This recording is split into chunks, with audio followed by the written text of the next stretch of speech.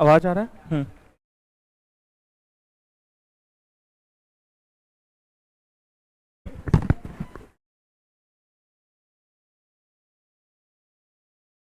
Helmet से खराब हो जाता है। ठीक है, शुरू करें। लास्ट क्लास में हम लोग लास्ट टॉपिक जो पढ़ रहे थे न्यूटन्स लॉ, इसमें थोड़ा सा कंफ्यूजन आ रहा है लोगों को। ठीक है, तो सबसे पहले क्या है,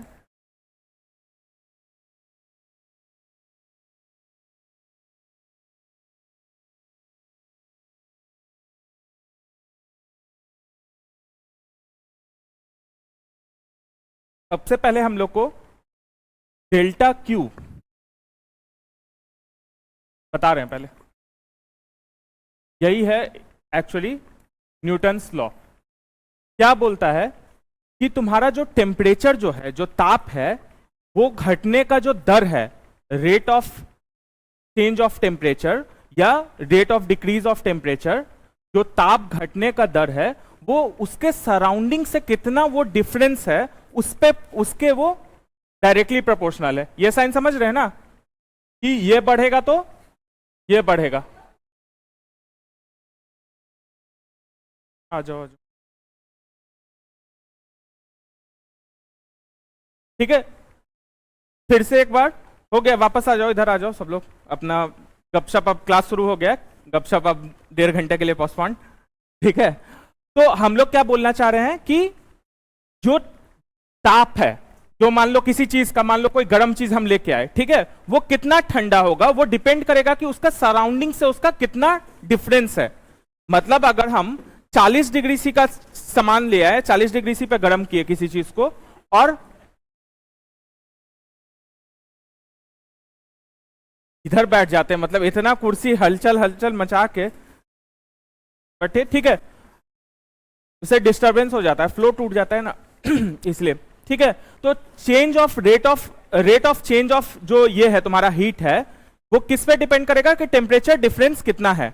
मतलब क्या हुआ कि अगर मेरे पास 40 डिग्री का सामान है, ठीक है, मान लो घर में मेरे पास तवा है 40 डिग्री पे, ठीक है, 40 डिग्री का तवा को मान लो 30 डिग्री सी जाना है, ठीक है, और 40 डिग्री का एक जगह पे तवा है, 10 मान लो यहां 10 डिग्री सी पे 10 डिग्री सी नीचे गया, ठीक है, यहां पे 40 डिग्री के का सब 30 डिग्री का वो है, ठीक है, और इसको जाना है 20 डिग्री सी पे। 20 डिग्री सी पे जाना है, मतलब क्या हम बोल रहे हैं कि सराउंडिंग का एरिया जो है वो 30 डिग्री सी पे है किसी जगह पे, किसी जगह पे 20 डिग्री पे, और ये है 40 का मेरा कुछ भी सामान है, गर्म किए हम उसको 40 डिग्री सी तक, उसको 40 से 30 जाना है, और इसको 30 से 20 जाना है। तो दोनों में समय कितना कितना लगेगा, किसमें ज्यादा लगेगा, किसमें कम लगेगा, यही क्वेश्चन है बेसिकली। दोनों में कितना क्या लगेगा, बराबर लगेगा। क्यों, क्या देख रहे हैं कि कहां से कहां तक जाना है, उसका डिफरेंस जो होता है, कहां से कहां तक जाना है, 40 से 30 जाना है, मतलब कितना हुआ 10 का डिफरेंस। और यहां हाँ हाँ आ जाओ ना, फर्स्ट क्लास है क्या तुम्हारा, पहले आई भी हो तो क्लास में मेरे आने के पहले ही हम बता दिए हैं, मेरे क्लास में लेट आओ तो कोई दिक्कत नहीं है, लेकिन पूछा मत करो, बिना पूछे आ जाया करो, ठीक है। तो 30 डिग्री सी से 20 करना है मान लो, तो कितना हो जाएगा, डिफरेंस जो है वो 10 डिग्री सी का है, ठीक है, तो डिफरेंस जो है वो दोनों में 10 डिग्री सी का है, दोनों को 10 डिग्री सी ही जाना है, तो जो डिफरेंस है उसी रेट से कूलिंग होगा। Rate of change of temperature जो है वो rate of change of heat से हो रहेगा, ठीक है।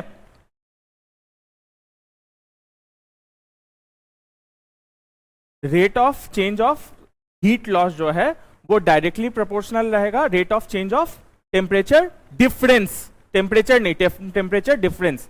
मतलब ऊष्मा का जो लॉस है, मतलब ऊष्मा किस गति से घटेगा, किस रेट से, किस दर से घटेगा, वो डायरेक्टली प्रोपोर्शनल होता है कि डेल्टा टी के, मतलब कितना टेम्परेचर डिफरेंस कितना है, ताप में डिफरेंस कितना है। ये समझ में आ रहा है सबको, हिंदी इंग्लिश में? रेट ऑफ चेंज ऑफ, ये है तुम्हारा ताप में डिफरेंस, ठीक है, और ये है रेट ऑफ हीट लॉस। तो रेट ऑफ हीट लॉस, ऊष्मा के दर, किस दर से ऊष्मा घट रहा है, वो डायरेक्टली प्रोपोर्शनल रहेगा कि उष्मा को जहां घटना है, उष्मा घट रहा है किसी सामान में, तो कितना से कितना घटना है, वो जो टेम्परेचर डिफरेंस है, कितना से कितना घट रहा है, वो एक डिफरेंस आएगा ना कि भाई 40 से 20 पे गए तो डिफरेंस मेरा 20 हुआ, 40 से 30 पे गए तो डिफरेंस 10 हुआ। तो जितना ज्यादा डिफरेंस होगा उतना कम समय लगेगा। ये बात समझ में है अब अच्छे से? अगर हमको ज्यादा डिफरेंस है तो उतना कम समय लगेगा शुरू में। तो जैसे कल वाला जो एग्जांपल हम दिए थे, मान लो जो भी दिए थे उसमें 40 से मान लो 20 पे जा रहा है, ठीक है, ऐसे करके जा रहा है, तो पहले 40 से वो 30 पे गया, फिर 20 पे गया, ऐसे करके चल रहे थे। ब्रेक किए कि हम एग्जांपल ये मेरा था कि 40 डिग्री पे हम तवा को गर्म कर दिए, ठीक है, उसको निकाल दिए, यहाँ पे मेरा घर का टेम्परेचर जो है वो 20 डिग्री सी पे, तो वो 20 डिग्री के सराउंडिंग के पे ही चला जाएगा।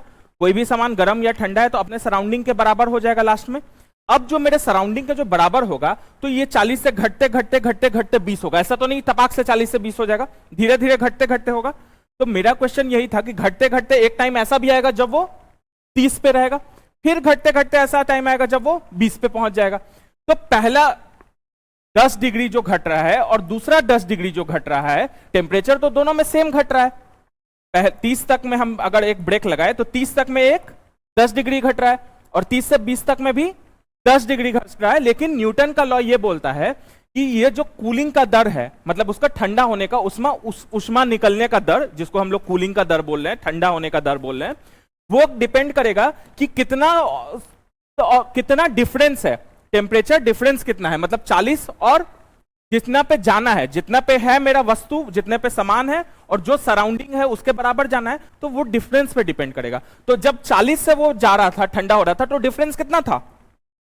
20 था, 40 माइनस 20 20 था। और जब 30 से वो जा रहा था तो डिफरेंस 10 था।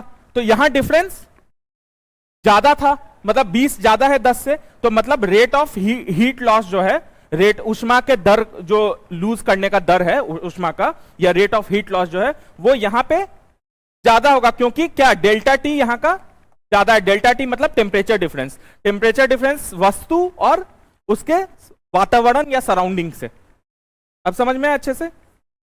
कोई भी वस्तु जो ठंडा होता है वो किस दर से अपना उष्मा लूज कर रहा है, यही इसी पे न्यूटन जी सिद्धांत दिए हैं। सिद्धांत ये कहता है कि उष्मा का दर वो उसी गति से लूज करेगा, उसी दर से वो लूज करेगा जिस दर से जितना ज्यादा टेम्परेचर होगा डिफरेंस, उतना ज्यादा तेजी से वो लूज करेगा। तो यहां पे जो है ज्यादा टेम्परेचर डिफरेंस है, 40 से उसको 20 पे जाना है, ठीक है, तो बाहर का टेम्परेचर जो है वो 20 है और वो 40 पे है, तो जब वो वहां पे जा रहा है तो डिफरेंस 20 डिग्री सी का है। और जब एक बार 30 तक पहुंच गया, अब ये 30 डिग्री का समान है, 30 डिग्री को फिर 20 पे जाना है, तो वहां पे डिफरेंस कितना है? 10 डिग्री सी। तो ये पहला 10 जो है वो जल्दी ठंडा होगा और दूसरा 10 जो है वो धीरा ठंडा होगा, क्योंकि पहुंचना तो 20 पे ही है, 20 है रूम का टेम्परेचर जो है वो 20 है। तो मेरा सामान जो है पहले जब एकदम गरम गरम तवा निकाले तो वो जल्दी आधा ठंडा होगा, आधा 30 तक, और फिर मतलब आधा एग्जाम्पल के लिए इसलिए बोल रहे हैं कि ताकि 10-10 बराबर दिखे, तो ऐसा नहीं लगे तुम लोगों की टेम्परेचर वो है। जहां इस पॉइंट पे जो है वो ज्यादा तेजी से ठंडा हो रहा है, और इस पॉइंट पे जो है जैसे जैसे इधर जाते जा रहे हैं वैसे वैसे कम गति से वो ठंडा हो रहा है। क्यों कम गति से ठंडा हो रहा है? क्योंकि जो मेरा डेल्टा टी है वो चेंज होते जा रहा है। ये जब 40 से 39 हो गया तो डिफरेंस कितना हो गया उसको सराउंडिंग से? 19 ही हो गया। जब ये 40 से 38 हो गया तो डिफरेंस मेरा 18 ही हो गया। तो ऐसे करते करते घट रहा है। पहली बार में जब 40 पे निकला था तो उसको 20 डिफरेंस पे जाना था। तो इसीलिए जैसे जैसे ठंडा होने का जो दर है वो शुरू में ज्यादा रहेगा और बाद में कम रहेगा। ठीक है, नेक्स्ट इसी से रिलेटेड एक क्वेश्चन हम लोग किए थे, तुम लोग लिखो एक क्वेश्चन।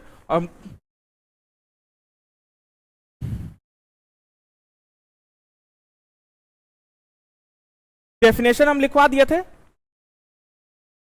वहां पे ये चीज भी लिख लेना, delta q is directly proportional to delta t. नीचे एक फॉर्मूला लिख लेना,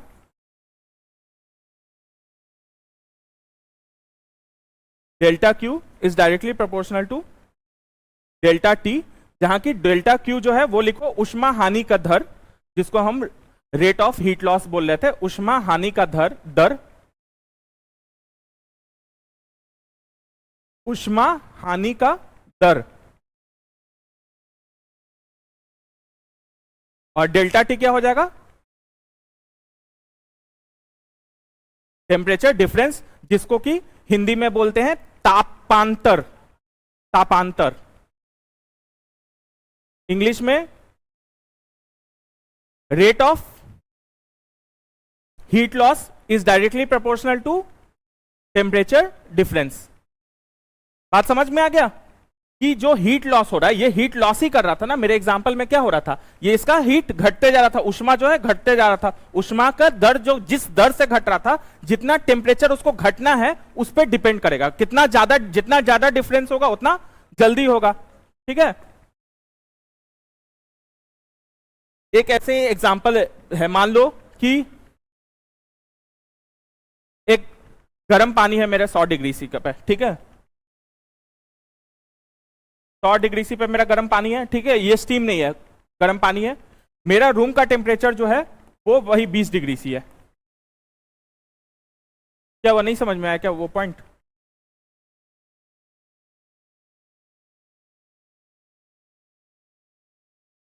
हिंदी में चाहिए ना। उष्मा हानि की दर डेल्टा क्यू, ये लिखना है तुमको, ये लिखना है बस। और डेल्टा क्यू क्या है ये हम बता रहे हैं। डेल्टा क्यू जो है वो तुम्हारा है उष्मा हानि का दर, और डेल्टा टी जो है वो तापांतर है।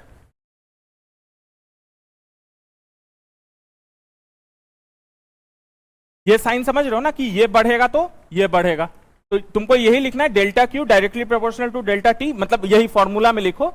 बाकी थ्योरी में हम लिखवा दिए थे लास्ट क्लास में, और इसके डेल्टा क्यू के जगह पे लिखो उष्मा हानि का दर डायरेक्टली प्रोपोर्शनल टू तापांतर। ठीक है, क्लियर है? चलो अब हम लोग अपने एग्जांपल पे आते हैं। मान लो 100 डिग्री सी पे खौलता पानी है मेरे पास, ठीक है, रूम का टेम्परेचर दरभंगा में मान लो 20 डिग्री सी है, ठीक है। 100 से उसको खौलते पानी को 50 डिग्री सी पे 20 डिग्री सी पे जाना है, ठीक है, ऐसे पकड़ लो। और एक जगह जो है टेम्परेचर जो है वो है 50 डिग्री सी, और उसको 140 से 50 पे जाना है। किसमें ज्यादा टाइम लगेगा?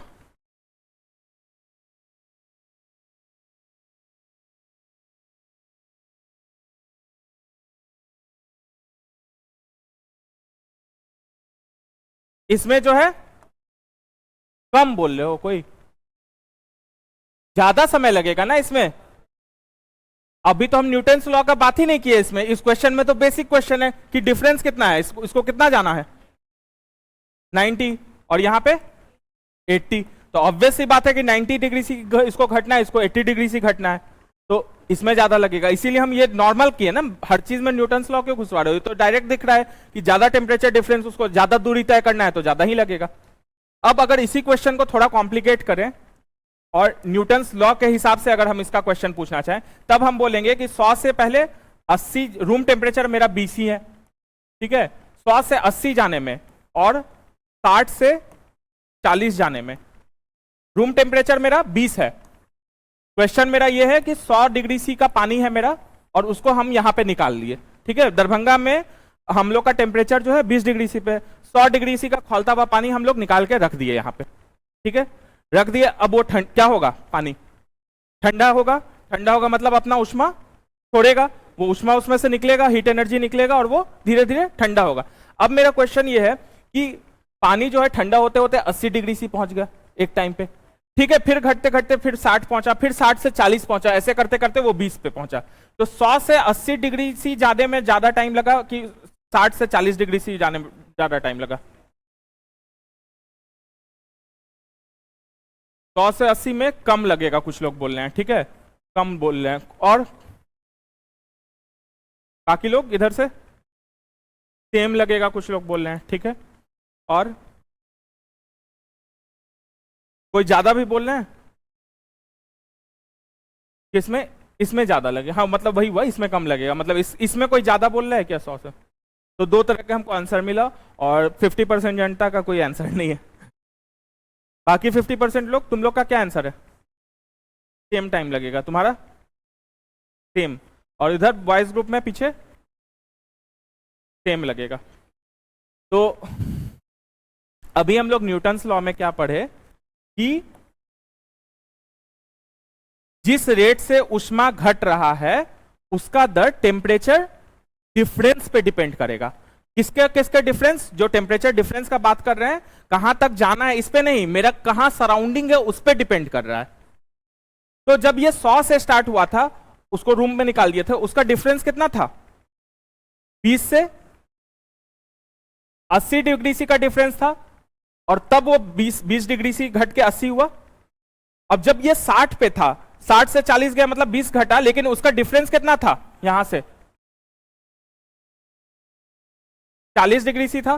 तो यहां ज्यादा है, यहां कम है। तो जब यहां ज्यादा है तो ऊष्मा का क्या दर जो है लूज करने का दर क्या होगा, ज्यादा होगा। तो ज्यादा होगा इसका मतलब ये कम टाइम में हो जाएगा ना, ये ज्यादा जल्दी से ऊष्मा लूज कर रहा है, मतलब ये पहला 20 डिग्री से कम टाइम में चलेगा, और ये 60 से 40 जो है वो ज्यादा टाइम में चलेगा। तो फिर इक्वल कैसे बोल लेते तुम लोग?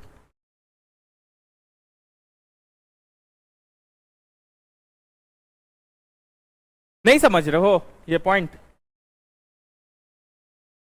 जो मेरा सामान है वो किस दर से ठंडा हो रहा है, वो डिपेंड करेगा कि मेरा सामान और जहां पे सराउंडिंग है, जिस सराउंडिंग के हिसाब से ठंडा हो रहा है ना, जो मेरा सराउंडिंग है, सराउंडिंग वर्ड नहीं समझ रहे हो क्या?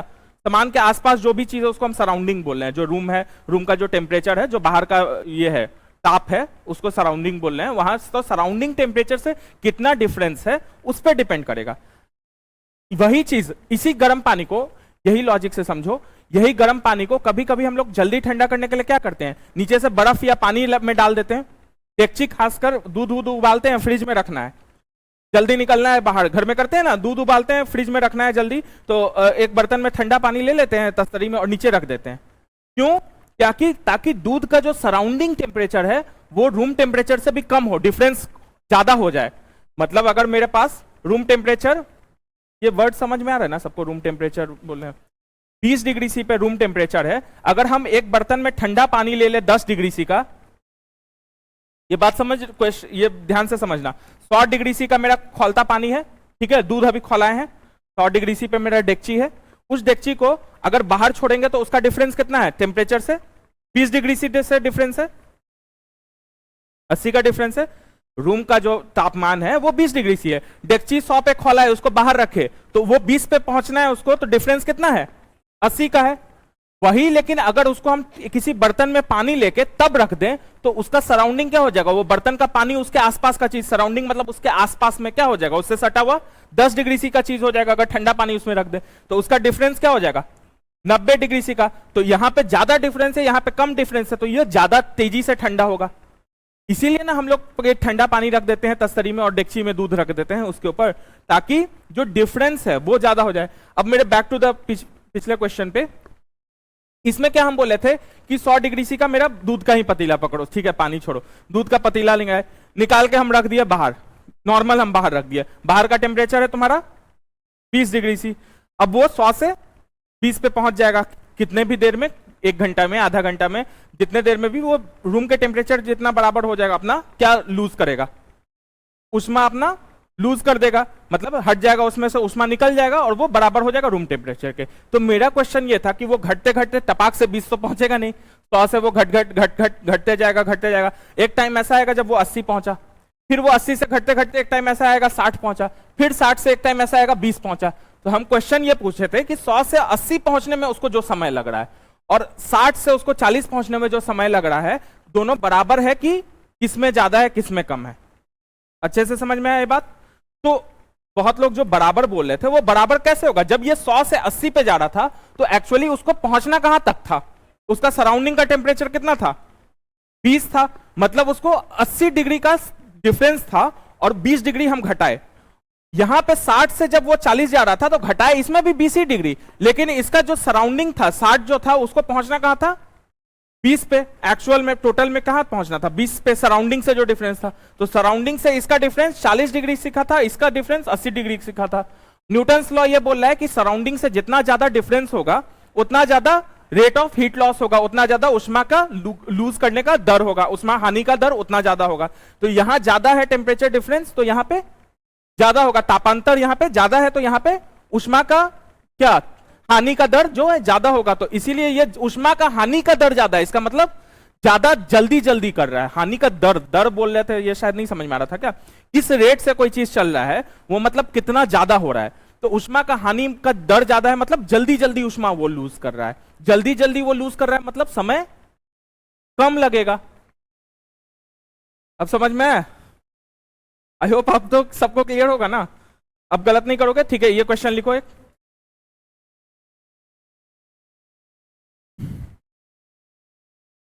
समझ में आ रहा है ना सबको ये बात अच्छे से? अभी भी कोई डाउट है तो पूछ सकते हो, कोई दिक्कत नहीं है, हो सकता है डाउट। कुकर वाले पॉइंट पे आएंगे, कुकर वाला भी टॉपिक आज पढ़ाएंगे हम। हम्म।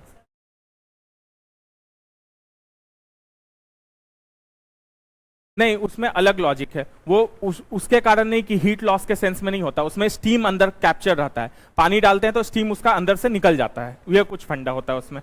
ठीक है, उसमें स्टीम जो है वो कैप्चर रहता है ना, जो गैस जो निकला, भाप निकला, वो उसमें कैप्चर हो जाता है उसका। कुकर पे भी हम लोग आएंगे अच्छे से, कुकर में पूरा पढ़ेंगे। ठीक है, कुकर इन लोग का बहुत फेवरेट सब्जेक्ट है, टॉपिक है, तो कुकर से रिलेटेड पढ़ेंगे हम लोग। ठीक है, यूपीएससी भी 2020 या 21 में भी पूछा था कुकर से रिलेटेड क्वेश्चन कि कितना कुकर के क्या क्या चीज पे डिपेंड करता है तुम्हारा, कि कितना जल्दी कुकिंग होगा या नहीं होगा। ठीक है, क्वेश्चन लिखो, ये भी प्रीवियस ईयर है। एक विशेष दिन व समय में,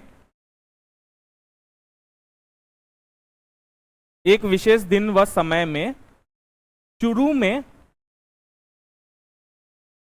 चुरू जगह का नाम है, अरे कुछ भी XYZ कुछ भी कर दो ना, जगह का नाम है, एबीसी में। ठीक है, एबीसी में 48 डिग्री सी है,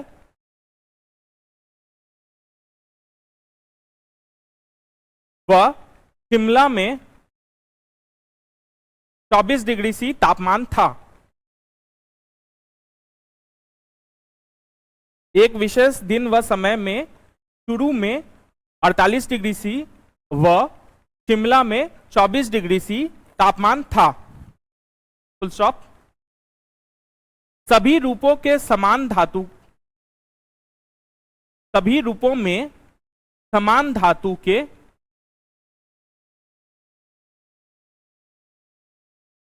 दो प्याले में,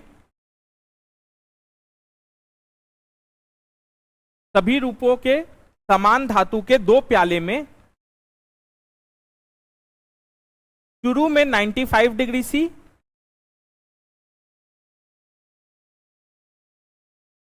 चुरू में 95 डिग्री सी व शिमला में 71 डिग्री सी पर रखा गया। 95 और 71, ठीक है? दोनों में से कौन सा प्याला, दोनों में से कौन सा प्याला कमरे के तापमान पर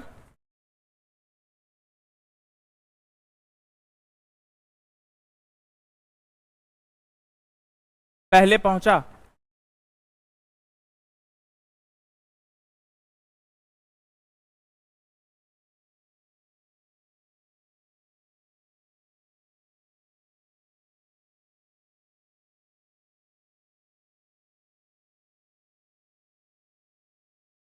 सब सॉल्व करने दो सबको।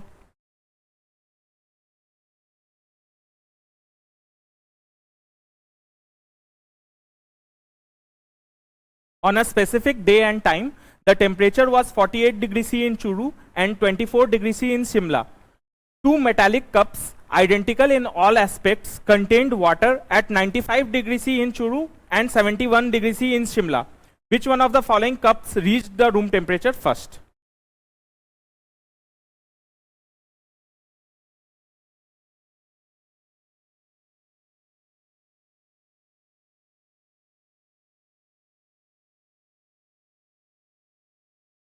सॉल्व करो, कैसे सेम टेम्परेचर टाइम लिख रही, क्या सॉल्व किया तो?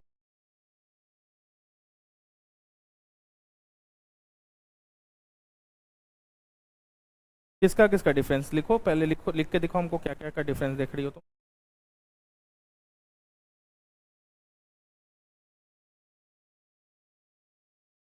उधर ठीक है 47, ठीक है। तुम लोग अभी भी लिख रहे हो क्या? क्या सॉल्व हुआ?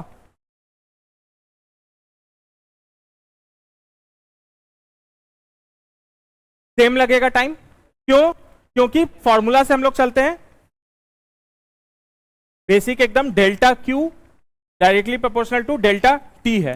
तो डेल्टा क्यू हम निकालते हैं, यहां पे क्या है, डेल्टा क्यू बोल रहे हैं, सॉरी डेल्टा टी क्या है?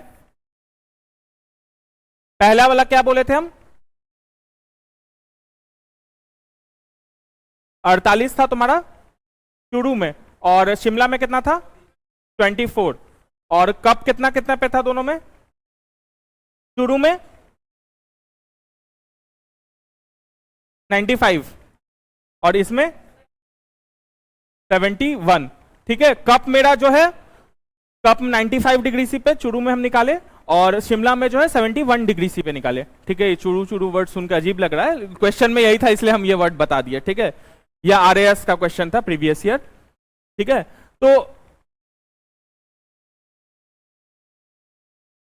दोनों में डिफरेंस जो है, इसमें डिफरेंस डेल्टा टी और इसमें डिफरेंस, इसको यहां से यहां तक पहुंचना है और इसको यहां से यहां तक पहुंचना है, तो डेल्टा टी हम निकल जाएगा मेरा, दोनों का डेल्टा टी कितना 47 हो रहा है ना, 47 ही है ना। ठीक है, दोनों का 47 डेल्टा टी आ रहा है, तो मतलब दोनों को सेम डिफरेंस में आ रहा है, तो इसीलिए उसका दर जो है, क्या चीज का दर? उष्मा हानि का दर, रेट ऑफ हीट लॉस जो है वो दोनों में सेम होगा, तो इसीलिए सेम होगा, मतलब दोनों सेम टाइम पे रीच होगा। अगर किसी में दर ज्यादा होता उसमें टाइम क्या होता? कम लगता। दर ज्यादा होगा तो टाइम कम लगेगा। समझ गए? क्लियर है ये बात?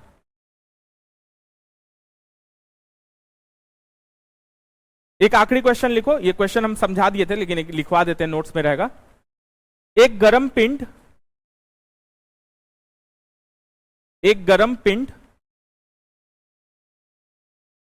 90 डिग्री सी से 75 डिग्री सी, एक गर्म पिंड 90 डिग्री सी से 75 डिग्री सी तक ठंडा होने में 25 सेकंड का समय लेता है।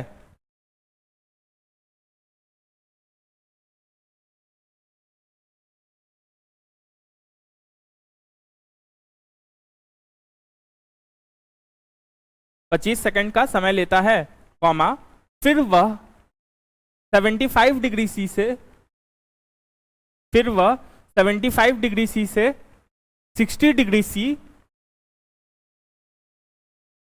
तक ठंडा होने में कितना समय लगेगा?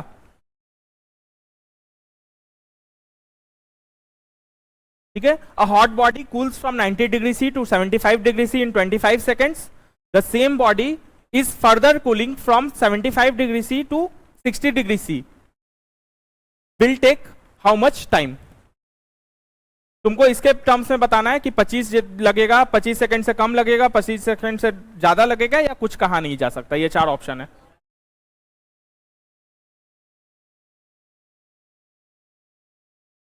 कुछ लोग कम बोल रहे हैं, कुछ लोग ज्यादा बोल रहे हैं।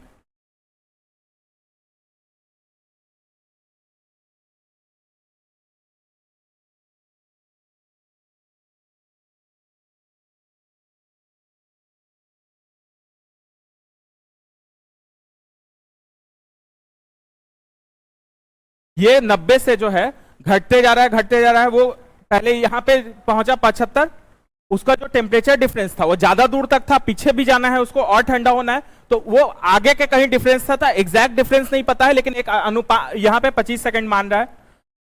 अब बोल रहा है 75 से और घट के और नीचे जा रहा है, तो पहले 90 से कहीं पे जा रहा था, उससे एक डिफरेंस था, अब ये 75 से एक डिफरेंस है, तो ये डिफरेंस जो है वो क्या है? ये लाइन क्या, नहीं समझ में आ रहा है? 90, 75, 60। क्वेश्चन में ये नहीं क्लियर किया है कि रूम टेम्परेचर कितना है, तो रूम टेम्परेचर को एक हम x मान लेते हैं। ठीक है, वो कहीं कम होगा। ठीक है, वो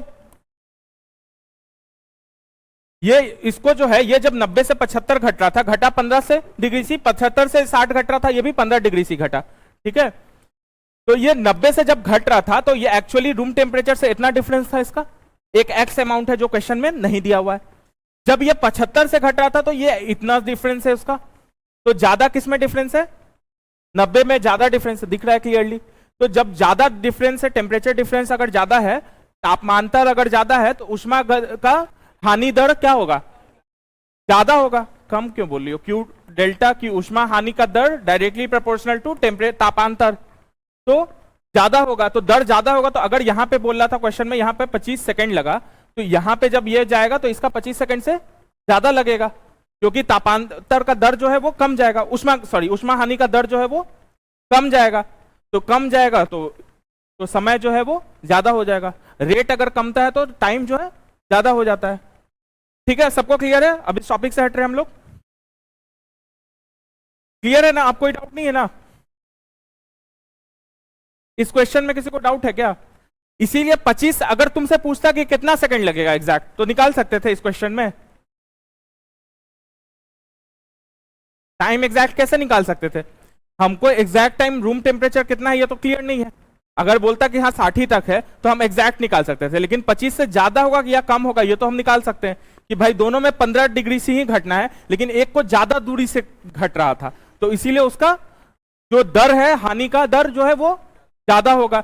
हर दर ज्यादा होगा तो समय कम लगेगा, मतलब इसमें समय कम लगना चाहिए। तो जब ये इसमें 25 लगा तो इसमें 25 से तो ज्यादा ही लगेगा।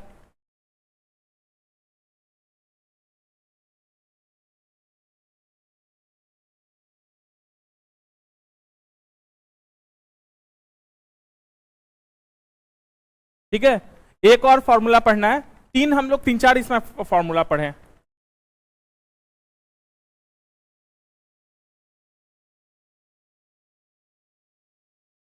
समझ में आ रहा है ना सबको? यहाँ पे कोई क्लियर है? ये जो हम क्वेश्चन लिखवाए थे ये डायरेक्ट क्वेश्चन था तुम्हारा, उत्तराखंड पीसीएस का एक था और एक और आई थिंक आईएएस का या किसी का था। ठीक है, लॉ ऑफ गैसेस, इससे रिलेटेड आईएएस में क्वेश्चन पूछे हुए हैं, ऑल्दो पीएससी में नहीं पूछे हुए हैं, लेकिन ये कर लेते हैं, बहुत सा आसान है। V1 by V2 equal to T1 by T2, where Hindi में भी बोल देंगे T is in kelvin. Volume जो होता है, वॉल्यूम सबको समझ में आ रहा है ना? मास और वॉल्यूम। ठीक है, वॉल्यूम जो होता है, अगर किसी बॉडी का V1 वॉल्यूम है और T1 टेम्परेचर है और उसी का V2 वॉल्यूम है और T2 टेम्परेचर है, तो उसका रिलेशनशिप ऐसे रहेगा जहां की T जो है वो केल्विन में होता है। इसको क्वेश्चन से हम लोग समझते हैं। क्वेश्चन लिखो, अगर किसी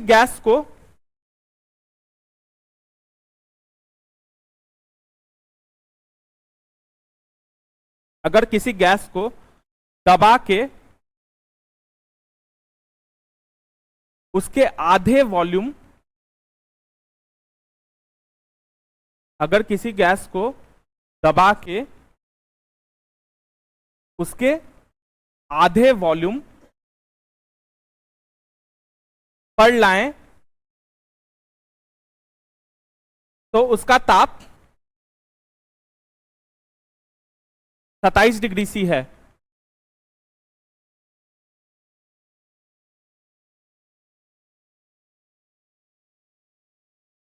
तो उसका ताप 27 डिग्री सी है, फुल स्टॉप। उसमें ताप कितना होना चाहिए, उसमें ताप कितना होना चाहिए ताकि वो अपने असली वॉल्यूम तक पहुंचे। इंग्लिश में, if a gas is compressed to half its original volume at 27 degree C, to what temperature should it be heated to make it occupy its original volume?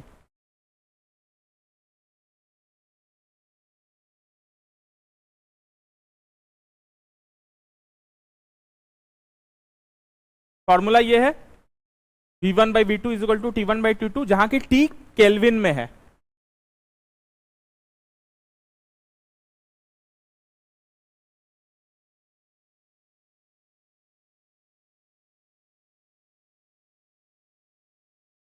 V1 क्या है, थोड़ा थोड़ा हम हेल्प करते जाते हैं।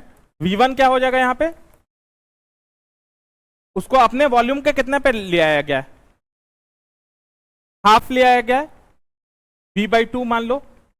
V2 कितना हो जाएगा, मतलब उसका ओरिजिनल वॉल्यूम, तो वो कितना हो जाएगा V।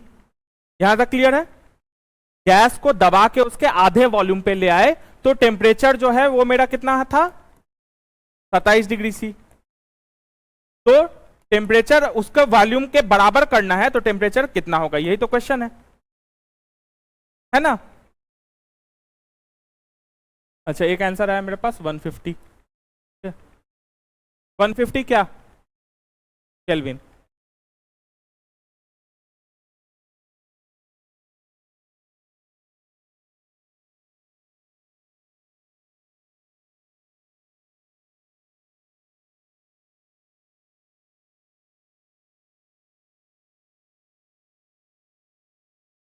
क्वेश्चन समझ में आया सबको।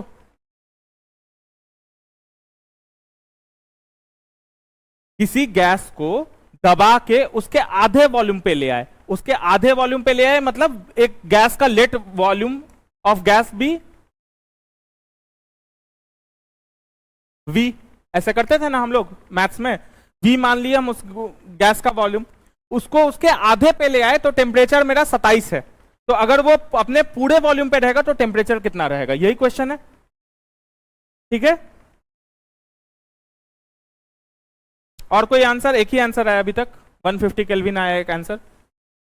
600 क्या केल्विन। ठीक है, एक 300 केल्विन।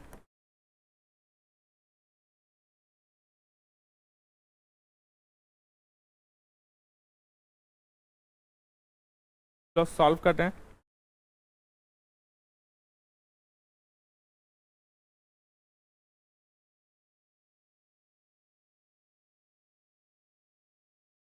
हो गया।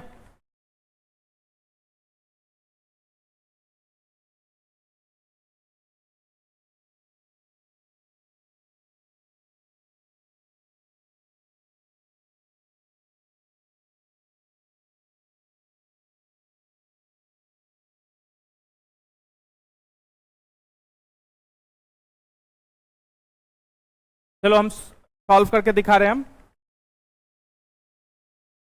कुछ लोग का पेन चल ही रहा है अभी।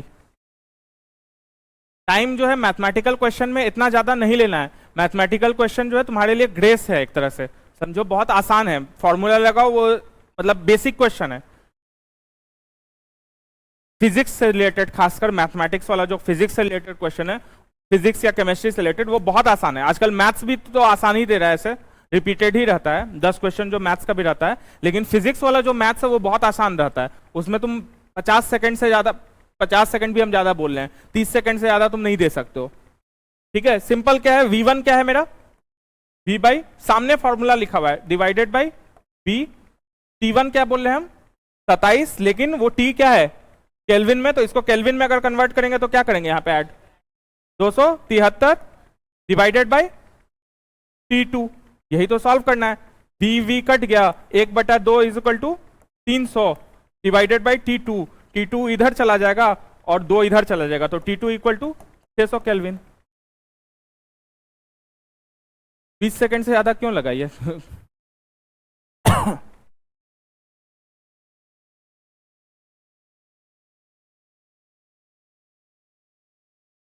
अच्छा 2 से गुना भूल गए थे। अच्छा इसीलिए एक आंसर 300 जो आया था वो तुम्हारा होगा।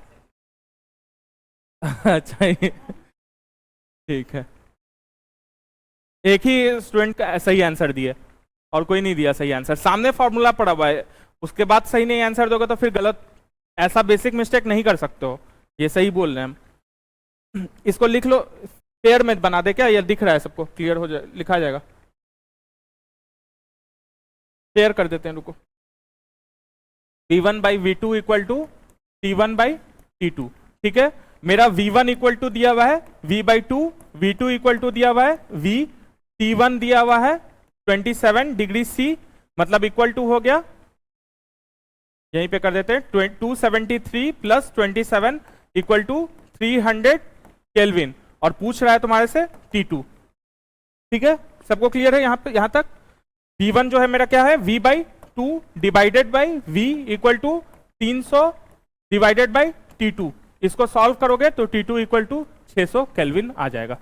ठीक है, यहां से V कट जाएगा, 1/2 हो जाएगा, 2 उधर चला जाएगा, 300 दूनी 600, T2 ऊपर चला जाएगा, तो T2 इक्वल टू 600 केल्विन। और अगर इसी को फिर से बोले कि डिग्री सी में क्वेश्चन आंसर दिया हुआ है तो तुम्हारा माइनस क्या कर दोगे? अगर कोई आंसर तुम्हारा डिग्री सी में मांग रहा है, सेल्सियस स्केल में मांग रहा है, केल्विन स्केल में नहीं मांग रहा है, तो क्या होगा आंसर? हाँ, 273 माइनस कर देंगे, simple. T2 equal to 600 minus 273 कितना हो जाएगा? 327 होगा ना, 327 डिग्री सी। समझ में आ रहा है?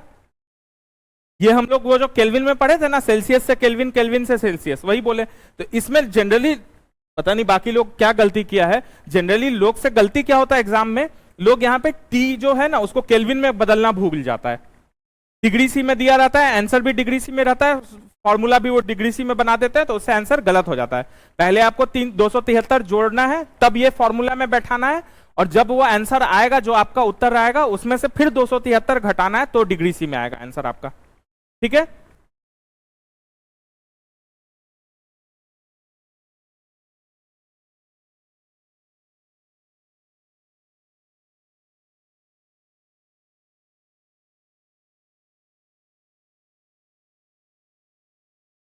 अब आ जाते हैं हम लोग कुकर वाले कॉन्सेप्ट पे।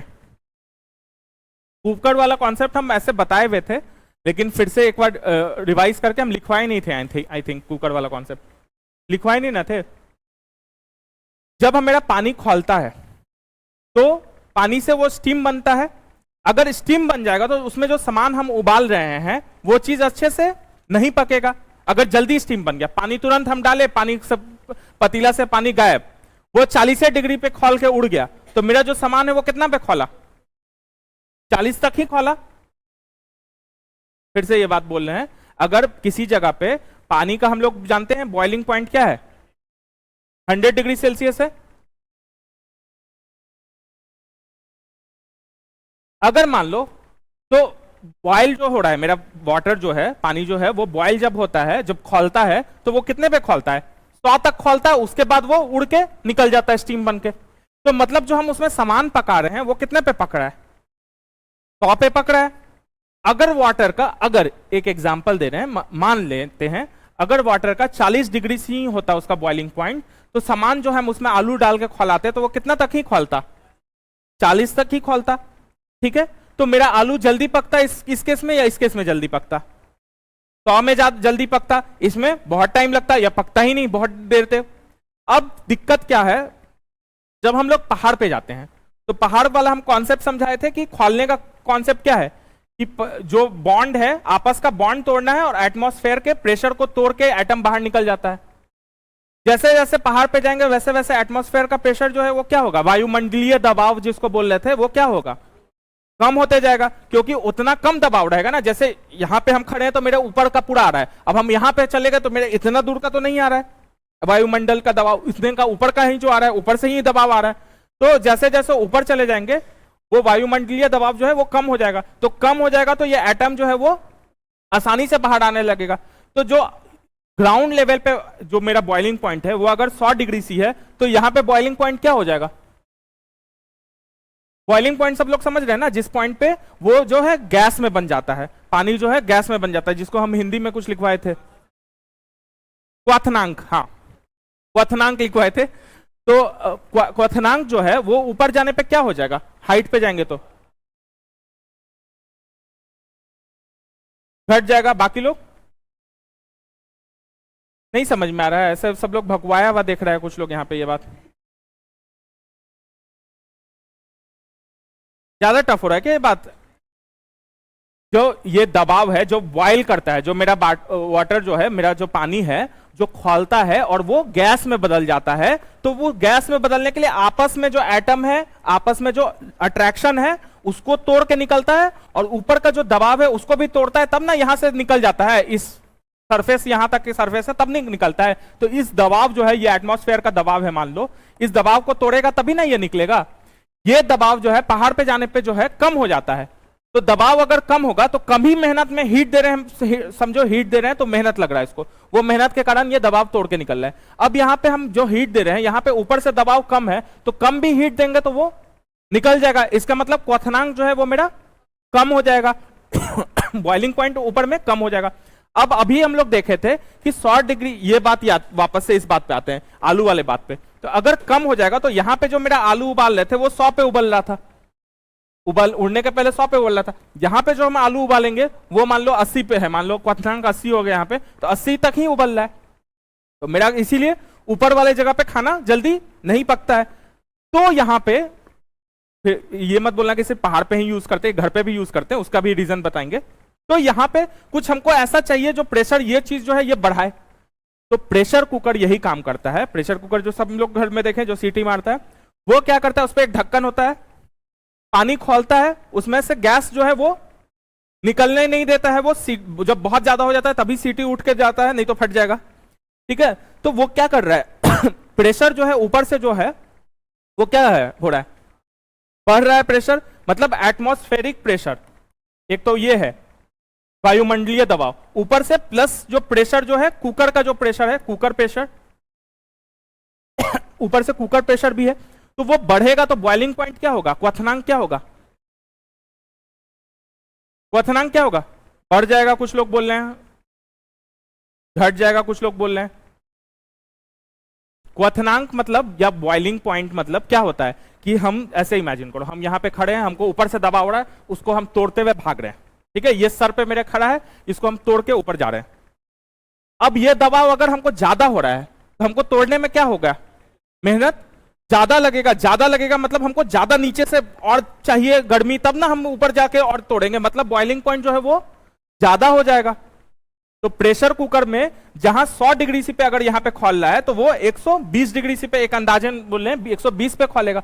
तो अब जो अंदर का जो आलू है वो मेरा कितने पे पकड़ा है, 120 पे पकड़ा है। तो वो आलू क्या है, 100 पे जल्दी पकेगा कि 120 पे, 120 पे, इसीलिए जल्दी कुकर में पकता है।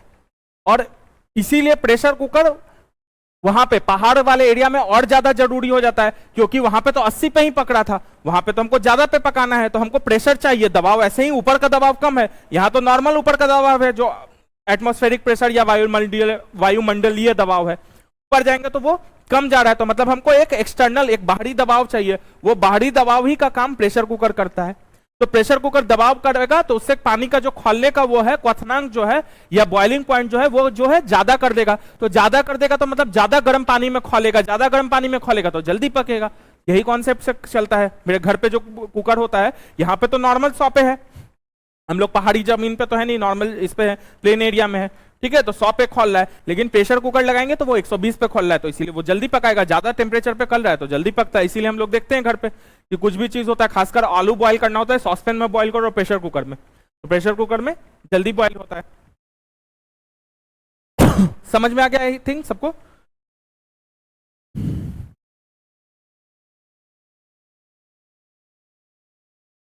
लिखवा रहे हैं इससे रिलेटेड।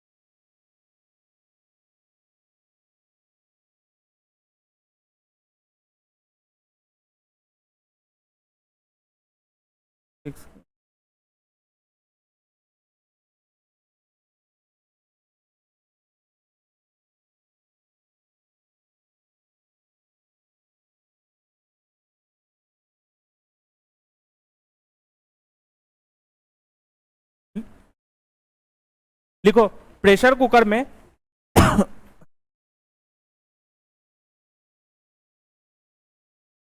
प्रेशर कुकर में खाना जल्दी पकता है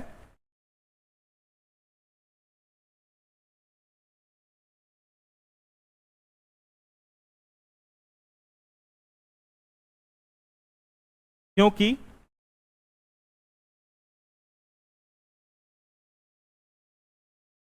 अधिक दाब पर प्रेशर कुकर में खाना जल्दी पकता है, क्योंकि अधिक दाब पर, वही प्रेशर को दाब बोल रहे हैं, ठीक है, अधिक दाब पर पानी अधिकतम तापक्रम, अधिक दाब पर पानी अधिकतम तापक्रम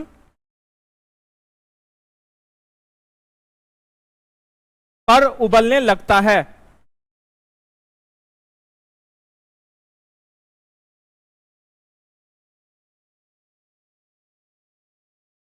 ठीक है, आगे 2-3 लाइन और एक्सप्लेनेशन लिख दो। कमरे में सामान्य तापक्रम, कमरे में सामान्य तापक्रम एवं वायु दाब, कमरे में सामान्य तापक्रम एवं वायु दाब में पानी 100 डिग्री सेल्सियस पर उबलता है।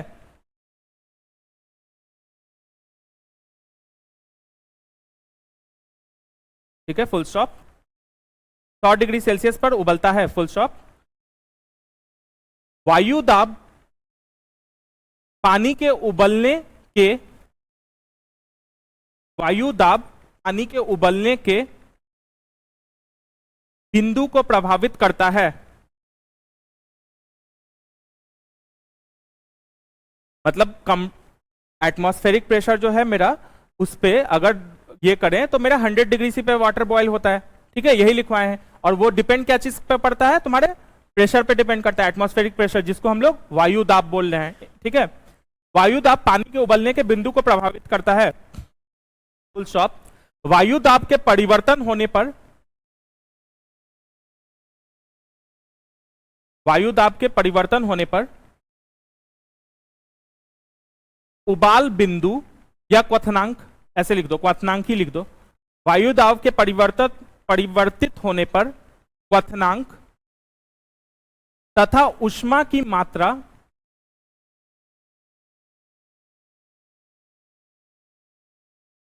परिवर्तित होती है।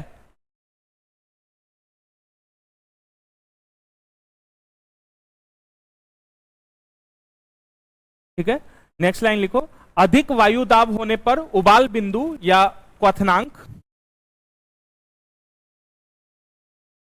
अधिक वायु दाब होने पर उबाल बिंदु तथा ऊष्मा की मात्रा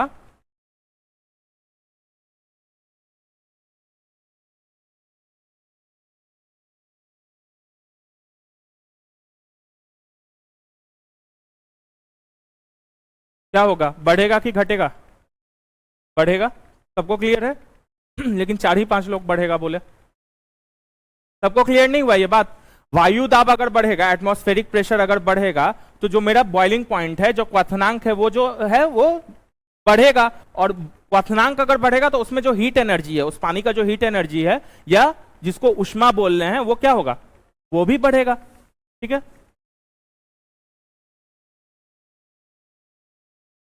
ठीक है, जबकि उल्टा में उल्टा होगा, ऐसे कर देना।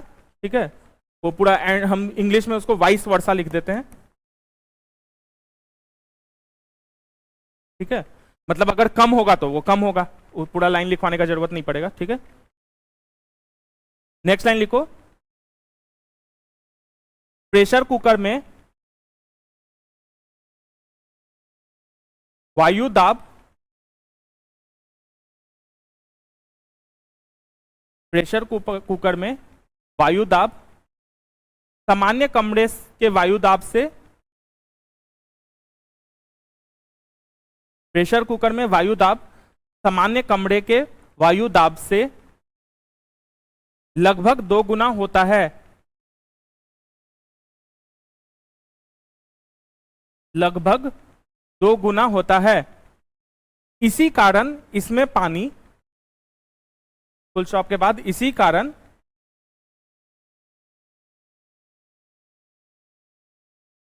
इसमें पानी लगभग 120 डिग्री सी पर उबलता है।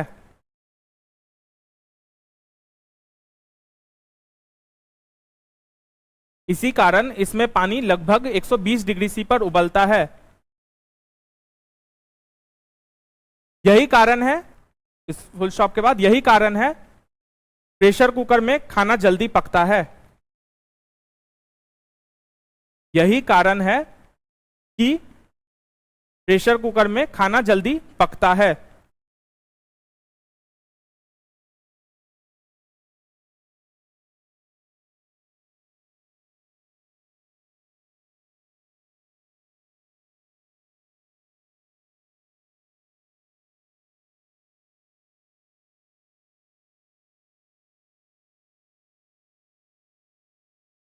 अब जो है प्रेशर कुकर तो अलग अलग टाइप का है, इससे रिलेटेड एक यूपीएससी में भी क्वेश्चन आया था कि ठीक है, ये तो हमको समझ में आ गया कि भाई प्रेशर कुकर जो है वायुमंडलीय दाब से ज्यादा दाब क्रिएट कर रहा है, जिसके कारण मेरा क्वथनांक जो है बढ़ जा रहा है, जिसके कारण मेरा ऊष्मा बढ़ जा रहा है, ऊष्मा बढ़ जाएगा, क्वथनांक बढ़ जाएगा, तो मेरा खाना जो है जल्दी पक जाएगा।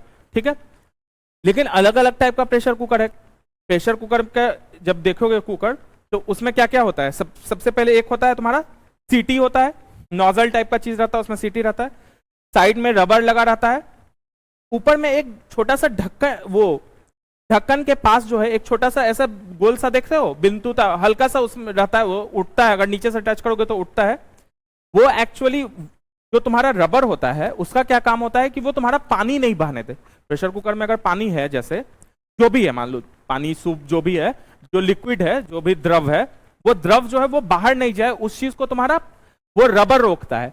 और जो तुम्हारा स्टीम जो है, जो गैस जो है, वो बाहर का जो उसका फ्लो कितना बाहर जाए कितना नहीं जाए, उसका कंट्रोल जो वेल्व छोटा सा होता है ना, वो होता है। और जब गैस ज्यादा बढ़ जाता है तो सीटी उठ के उससे निकल जाता है ऊपर से। तो वो जो वेल्व होता है कुकर का, जो ऐसे शेप है मान लो ढक्कन का, तो यहाँ पे जो एक छोटा सा वेल्व टाइप का होता है, ये जो होल है ये कितना बड़ा है, ये होल, और ढक्कन जो है ये जो है इसका वेट कितना है, इस पे डिपेंड करता है कि दाब कितना है तुम्हारा।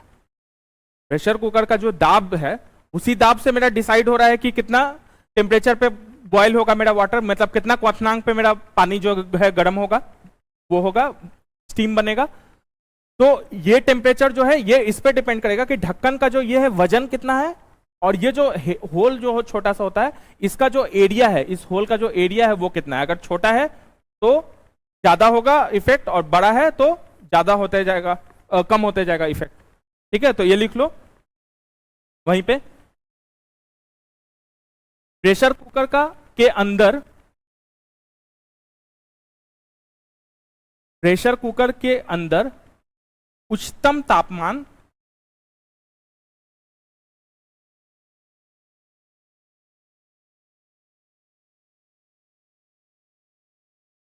ऊपर के छेद के क्षेत्रफल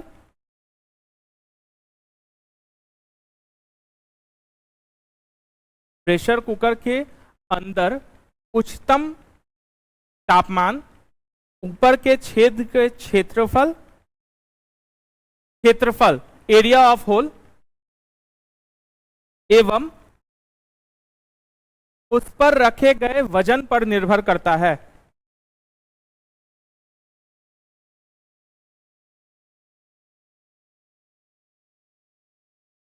एवं उस पर उसके ऊपर रखे गए वजन पर निर्भर करता है।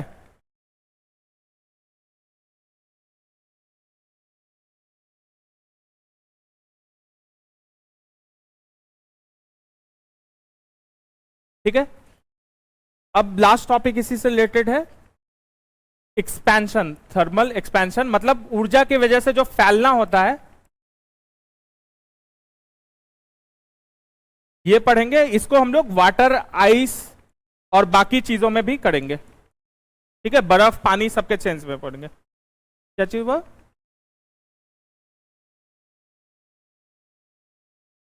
अच्छा, समझ में आ रहा है ना सब कुछ?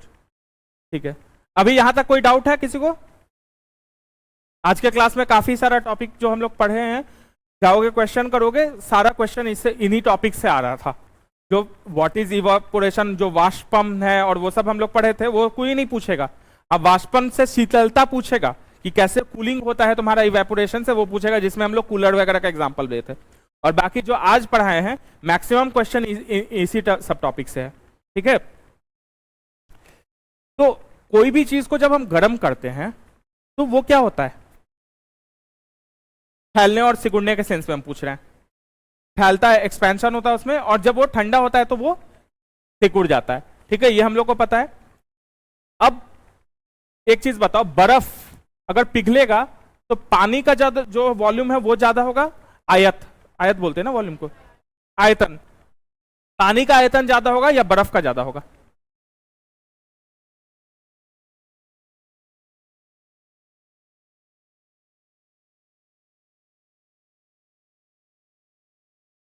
बर्फ बर्फ अगर पिघला तो बर्फ ज्यादा होगा, और बर्फ का ये जो है वॉल्यूम ज्यादा होगा या पानी का ज्यादा होगा? बर्फ का ज्यादा होता है। ये एग्जाम्पल ऐसे भी है, कभी घर में अगर फ्रीजर में पानी से एकदम भरा हुआ शीशा का बोतल अगर हो घर में, ठीक है, खेल करने का मन हो तो शीशा का बोतल को पूरा उपयोग पानी से भर देना और उसको फ्रीजर में रख देना, तो बोतल क्या होगा, वो तुम्हारा ब्लास्ट हो जाएगा तुम्हारा। और खासकर ऐसा होता है ना कई बार पानी का, जैसे हम लोग कोल्ड ड्रिंक्स वाले बोतल में पानी रखते हैं तो वो पानी जो है वो हल्का ढक्कन छेद करके आइस निकला रहता है ऊपर में, या बहुत हार्ड हो जाता है। तो इसी से हमको पता चल रहा है, अगर एग्जाम में याद भी नहीं आए, ज्यादा कम है, तो हम याद करने के सेंस में भी बता रहे हैं, हम भी ऐसे ही याद किए हुए थे। कई बार कंफ्यूजन हो जाता है कि ज्यादा है कम है, ज्यादा है कम है कभी बार।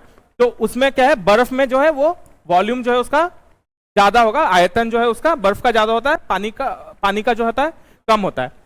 अब नॉर्मल चीज जो है 0 डिग्री सी के बाद से मान लो उसको हीट करेंगे, अगर उसको मतलब उष्मा देंगे, हीट अगर करेंगे या उष्मा देंगे तो वो क्या होगा, फैलेगा या उस सिकुड़ेगा? वो एक्सपैंड करेगा, मतलब फैलेगा। जैसे जैसे बढ़ाते जाएंगे, जैसे जैसे उसमें उष्मा देते जाएंगे वो फैलते जाएगा। लेकिन पानी जो है वो थोड़ा अटपटा काम करता है यहाँ पे। पानी को अगर 0 डिग्री सी पानी है, ये बर्फ का नहीं बात कर रहे हैं हम, पानी का बात कर रहे हैं, इसमें से कितना किलो कैलोरी घटाए थे तो ये पानी बन गया, 1 ग्राम में से कितना कैलोरी घटाए, 80। ठीक है, तो अब 0 डिग्री सी का जो मेरा पानी है उसको गर्म करेंगे तो पानी को क्या होना चाहिए, एक्सपैंड, फैलना हो चाहिए। लेकिन यहाँ पे पानी अपना उल्टा होता है।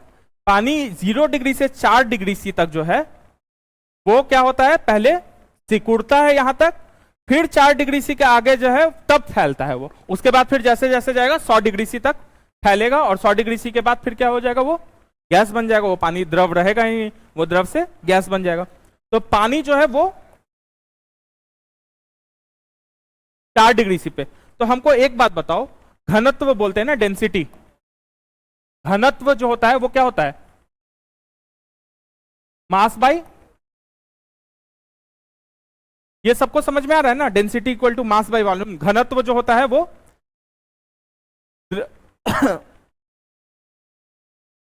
द्रव्यमान बता आयतन, ठीक है, मास बाई वॉल्यूम, द्रव्यमान बता आयतन, या घनत्व, density equal to mass equal to by volume.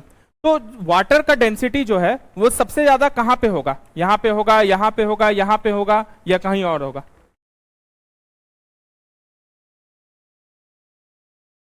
4 degree C पे डेंसिटी जो है वो ज्यादा, मतलब मैक्सिमम होगा, पूछ रहे हैं हम। ज्यादा तो कहीं ना किसी से तो ज्यादा या कम हो सकता है, मैक्सिमम कहां पे होगा? 4 डिग्री सी पे वो मैक्सिमम होगा या मिनिमम होगा? मैक्सिमम होगा। कैसे?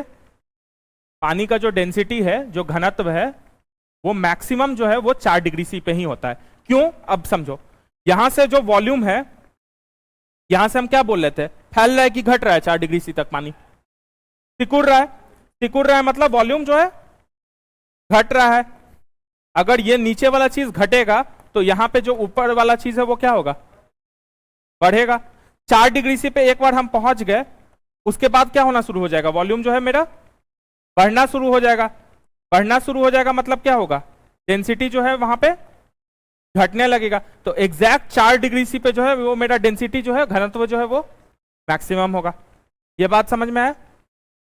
ठीक है, इससे रिलेटेड 2-3 बात हम लोग करेंगे, फिर सारा लिखवाएंगे। अब तुम लोग बर्फीला एरिया में जैसे हम लोग देखते हैं, अगर गए हो तो ठीक है, नहीं गए हो तो टीवी पे वगैरह कहीं भी देखते हैं, बर्फ जम जाता है। शिमला का हम लोग कश्मीर का हम लोग हमेशा सुनते हैं ना, डल लेक जो है जम गया। तो लेक जो है जब जम जाता है तो अंदर उसके जीव जंतु बहुत सारे रहते हैं, फिश रहता है, तो वो सारा मर जाता है? नहीं मरता है। क्यों नहीं मरता है? अंदर नहीं जमता है। अंदर क्यों नहीं जमता है? अब इसका रीजन बताओ। ऊपर ऊपर से जम जाएगा और नीचे नहीं जमेगा, ये कॉन्सेप्ट नहीं है। जैसे ही ऊपर मान लो पानी जो है 10 डिग्री सी पे था, ठीक है, इसको घटना है 0 डिग्री सी पे, बीच में एक ब्रेक आ रहा है 4 डिग्री सी पे, क्योंकि 4 डिग्री सी पे कुछ ना कुछ खेला हो रहा है, ऊपर नीचे का डेंसिटी का खेला हो रहा है। यहां पे हम लोग घनत्व जो है वो मेरा मैक्सिमम हो रहा है। कोई भी चीज का अगर डेंसिटी ज्यादा है, दो चीज है मान लो, एक लिक्विड है और एक सॉलिड है, एक द्रव है और एक सॉलिड ठोस है, तो अगर ठोस का डेंसिटी द्रव से ज्यादा होगा तो ठोस क्या हो जाएगा? नीचे चला जाएगा। और अगर ठोस का डेंसिटी इसके डेंसिटी से, द्रव के घनत्व से कम रहेगा तो ठोस क्या हो जाता है? तैरने लगता है। यह बात सबको क्लियर है? घनत्व जो है, अगर किसी सामान का, किसी ठोस का घनत्व जो है जिस द्रव में वो है उससे अगर ज्यादा है, उस द्रव से घनत्व इस ठोस का ज्यादा है, तो वो द्रव में तैरेगा ऊपर या नीचे बैठ जाएगा? नीचे बैठ जाएगा। और अगर इसका घनत्व जो है, जो ठोस है मेरा, जिसको पानी में हम डाल दिए हैं, उस पानी से अगर उसका घनत्व कम रहेगा तो वो उस पर तैरेगा। ठीक है, यहां तक क्लियर है? अब ये बात माइंड में रखना, अपने दिमाग में रखना, यहां पे जो घनत्व है 4 डिग्री सी पे पानी का जो है वो सबसे ज्यादा है। यहां तक क्लियर है सबको? फिर से बताएं ये पॉइंट, ये इसी पॉइंट से फिर हम लोग पहुंचेंगे कि पानी क्यों वो होता है, ऊपर का जमता है। घनत्व अगर किसी चीज का ज्यादा होता है तो वो नीचे चला जाता है, और जिसका घनत्व कम होता है वो ऊपर चला जाता है। इसीलिए पानी पे अगर तेल डालोगे तो तेल का घनत्व पानी से कम रहता है तो वो तेल ऊपर तैरने लगता है। लेकिन पानी पे अगर कुछ ऐसा चीज डालोगे जिसका घनत्व ज्यादा है तो वो नीचे बैठ जाता है। ठीक है, अगर लगभग सेम है तो मिक्स हो जाता है। मतलब तो अब 10 डिग्री सी पे पानी था मेरा बाहर में, बाहर का टेम्परेचर 0 डिग्री सी हो गया, घट गया। पानी क्या हुआ? 10 से धीरे धीरे धीरे धीरे घटते घटते 0 पे पहुंचा, तो बीच में उसको एक 4 पे पॉइंट आया। अब डेंसिटी जो है, घनत्व, डेंसिटी बोलेंगे चलेगा ना सबको? घनत्व को ही डेंसिटी बोल रहे हैं। तो डेंसिटी जो है मेरा वो मैक्सिमम यहां पे है, तो मतलब यहां से क्या है, डेंसिटी जो है वो बढ़ रहा है। क्यों बढ़ रहा है ये भी समझ लेते हैं। डेंसिटी होता है मेरा मास बाई वॉल्यूम। यहां पे वॉल्यूम जो है, इसके बाद जो है मेरा एक्सपेंशन हो रहा है, जो वॉल्यूम है मेरा इसके बाद एक्सपेंशन हो रहा है। ठीक है, वॉल्यूम को क्या बोले थे? आयतन जो है वो मेरा बढ़ रहा है। यहां से आगे बढ़ेंगे, जैसे जैसे गर्म कर रहे हैं, 4 के आगे जितना गर्म हो रहा है, 4 डिग्री सी का पानी है और 6 डिग्री सी का पानी है, तो 6 डिग्री सी वाला पानी का क्या होगा? आयतन जो है वो ज्यादा होगा, वॉल्यूम ज्यादा होगा। अगर वॉल्यूम उसका ज्यादा होगा तो उसका डेंसिटी जो है कम होगा, तो इसका मतलब इधर का डेंसिटी कम है और ये कम से ज्यादा हो रहा है। ये पॉइंट भी क्लियर हो गया। डेंसिटी कम से बढ़ता जा रहा है, बढ़ते बढ़ते इस जगह पे पहुंच गया जहां पे कि उसका डेंसिटी जो है वो मैक्सिमम हो गया। उसके बाद फिर से वो फिर घटना शुरू हो गया। फिर घटना क्यों शुरू हो गया? क्योंकि इसके बाद जो है मेरा वॉल्यूम जो है वो क्या हो रहा है? वॉल्यूम कम हो रहा है ना? नहीं, वॉल्यूम फिर से इसके बाद ज्यादा हो रहा है, सॉरी, वॉल्यूम इसके बाद फिर से ज्यादा हो रहा है, उल्टा बोल दिया वहां से। इसके 4 डिग्री से के बाद फिर से वॉल्यूम ज्यादा हो रहा है। क्यों? क्योंकि 0 से 4 में हम बोले हैं कि ऑल्दो फैलना चाहिए लेकिन वो घटता है, तो मतलब इधर उल्टा जा रहे हैं तो ज्यादा हो रहा है, उल्टा जा रहा है ना इस केस में। तो फिर से डेंसिटी मेरा जो है वो क्या होने लगेगा? इसके बाद कमने लगेगा। तो मैक्सिमम डेंसिटी 4 पे है, ये फिर से इसी पॉइंट पे है। तो जब मेरा पानी, जो ऊपर का जो सतह का पानी है वो ठंडा होते गया होते गया होते गया, जैसे ही 4 डिग्री सी पे पहुंचा ऊपर का पानी, वो क्या हो जाएगा? उसका वॉल्यूम, उसका डेंसिटी जो है, उसका घनत्व तो क्या हो जाएगा? मैक्सिमम हो जाएगा। मतलब उसके जो नीचे का पानी है उससे ऊपर का पानी का घनत्व जो है वो ज्यादा, ऊपर से ठंडा हो रहा है ना पानी, जो है ऊपर से ठंडा हो रहा है पानी, ऊपर का लेक का ऊपर का ठंडा है, ऊपर वाला पानी जो है 4 डिग्री सी पे हो गया। लेकिन जो नीचे है पानी है वो तो 10 ही पे है, 10 पे है या 8 पे है, कम दर से घटेगा ना, क्योंकि ऊपर से एटमॉस्फेयर के कारण जो है, वायुमंडल के कारण जो है ठंडा हो रहा है ना, बाहर से ठंडा एक्सटर्नल इफेक्ट डाल रहे हैं। तो ऊपर का पानी जो है वो 4 डिग्री सी पे पहुंच गया, नीचे का पानी जो है वो कितने पे रह गया? 10 पे या 8 पे या 9 पे, किसी पे भी, मतलब 4 से तो ज्यादा पे ही है। 4 डिग्री सी वाले पानी का घनत्व है जो है वो क्या हो गया? सबसे ज्यादा हो गया। ये पॉइंट हम लोग समझ चुके हैं क्यों ज्यादा हो रहा है, वॉल्यूम बढ़ने और घटने के सेंस में। तो इसके घनत्व 4 डिग्री का ज्यादा हो जाएगा और नीचे वाले का कम रहेगा, तो क्या होगा, ऊपर वाला पानी क्या हो जाएगा, नीचे चला जाएगा। सही बोल रही हो, कॉन्फिडेंटली बोलो। जब ऊपर वाले पानी का घनत्व नीचे वाले पानी से ज्यादा हो जाएगा, अभी हम लोग थोड़ी देर पहले पढ़े थे कि किसी भी चीज का अगर घनत्व ज्यादा है, जिस लिक्विड में है उससे ऊपर का चीज का घनत्व ज्यादा है, तो वो नीचे चला जाता है।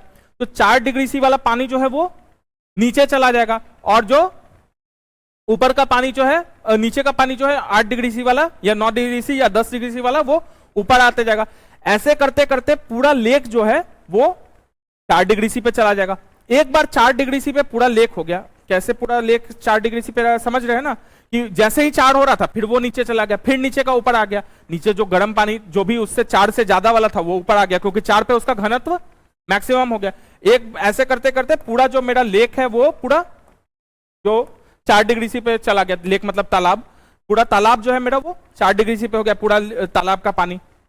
अब क्या होगा, ऊपर का जो पानी है उसके बाद सतह को जब जानने लगेगा, तो नीचे का पानी का घनत्व क्या है, 4 डिग्री पे है वाला घनत्व है, मतलब सबसे ज्यादा घनत्व है। ऊपर जो बर्फ बन रहा है उसका उसका घनत्व क्या है, 4 डिग्री से कम है कि ज्यादा है, कम ही होगा ना। 4 पे सबसे ज्यादा हो सकता है। अभी हम लोग देखे हैं कि 4 पे घनत्व सबसे ज्यादा हो सकता है, उससे ज्यादा कभी भी किसी भी केस में नहीं होता है। चाहे ज्यादा गर्म हो चाहे ठंडा हो, 4 पे मैक्सिमम डेंसिटी होता है, मैक्सिमम घनत्व जो है वो 4 पे होता है। तो ऊपर को जो बर्फ बन रहा है उसका घनत्व जो है वो 4 से जो कम रहा है, मान लो 3 डिग्री बनाई है वाटर, तो इसका घनत्व 4 डिग्री वाले से कम ही होगा। तो कम होगा तो ये नीचे जाएगा, नहीं जाएगा। तो मतलब सिर्फ सतह पे कम रहा है, उसके बाद मेरा सिर्फ सतह पे जो है वो कमते जा रहा है, लेकिन नीचे वाला जो है वो 4 पे ही है। नीचे वाला ज्यादा डेंसिटी वाला, ज्यादा घनत्व वाला नीचे बैठ गया है। ऊपर से जो है, और 4 से वो 3 हुआ, लेकिन 3 हुआ तब भी उसका घनत्व जो है वो घटा, बढ़ा नहीं। एक्चुअल होता तो यहां तक वो होना चाहिए था, बढ़ना चाहिए था, लेकिन पानी जो है 4 पे ही अपना सिस्टम कर देता है। बाकी चीज जो है 0 के बाद फैलता है, लेकिन पानी 4 के बाद फैलता है, तो इसीलिए उसका घनत्व जो है सबसे ज्यादा 4 पे रहता है। तो ऊपर का जो 3 डिग्री वाला पे हुआ, 2 डिग्री हुआ, 0 डिग्री हुआ और बर्फ बन गया, सबका घनत्व जो है ऊपर का जो है वो नीचे के घनत्व से हमेशा कम रहेगा। कम रहेगा तो वो ऊपर ही तैरेगा, ऊपर तैरेगा तो ऊपर जम जाएगा, और नीचे का पानी जो है वो 4 पे ही सेफ हो जाएगा। तो नीचे वाला 4 पे ही सेफ रह गया, ऊपर से पानी जम गया। तो इसीलिए नीचे जो है 4 डिग्री पे पानी है, तो उसी पे जीव जंतु रहता है। समझ में आया ये बात? एक बार पूरा प्रोसेस फिर से रिपीट करें।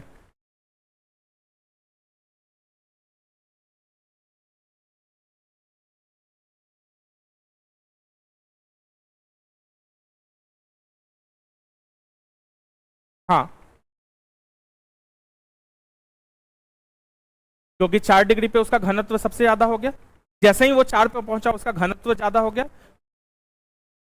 तो नीचे 8 डिग्री वाला पानी है और ऊपर वाला 4 डिग्री वाला पानी। ऐसे पकड़ लो, इतना सेपरेटेड नहीं होता, एक ऐसे समझाने के लिए बोले कि इतना पानी ऊपर का 4 हो गया, ये नीचे 8 डिग्री वाला हो गया। घनत्व किसका ज्यादा है, 4 वाले का ज्यादा है। हम बोले सबसे ज्यादा 4 में होता है, तो इसका घनत्व इससे ज्यादा है, तो ये क्या होगा, ये डूब जाएगा, ये पानी जो है नीचे डूब जाएगा, तो नीचे वाला ऊपर आ जाएगा ना।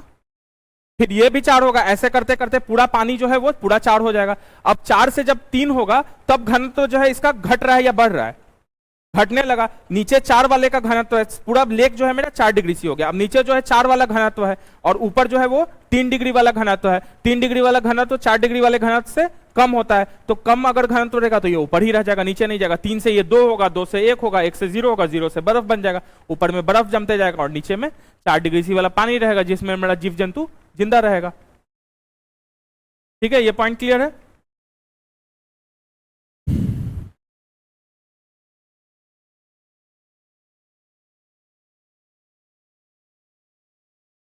इस पे लिखो।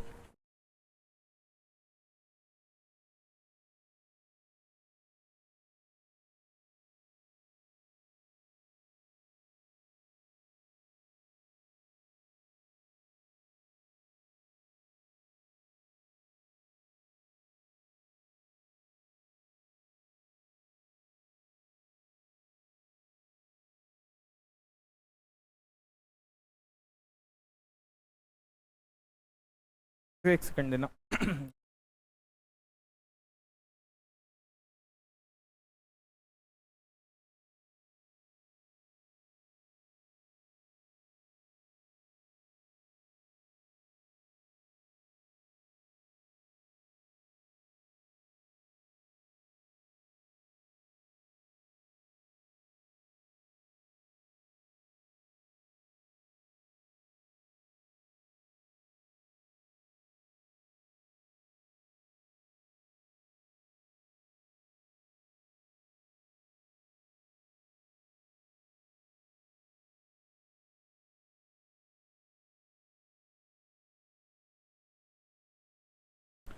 हाँ लिखो,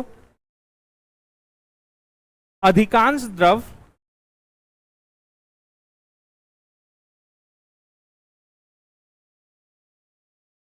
अधिकांश द्रव को गर्म करने पर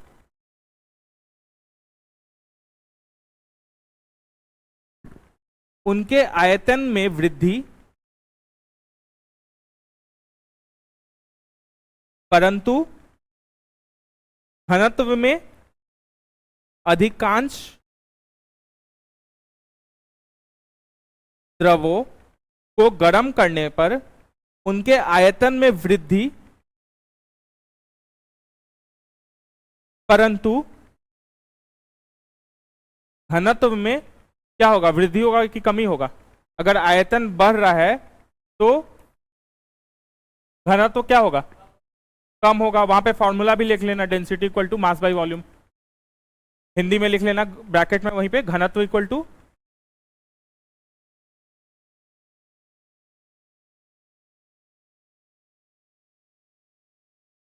ठीक है, वहीं पे फॉर्मूला लिख लेना, density equal to mass by volume, ठीक है, हिंदी में अपना लिख लेना, फुल स्टॉप।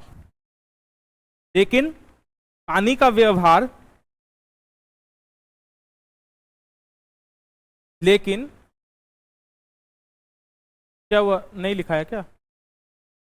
हो गया ना। लेकिन पानी का व्यवहार 0 डिग्री सी से 4 डिग्री सी तक के बीच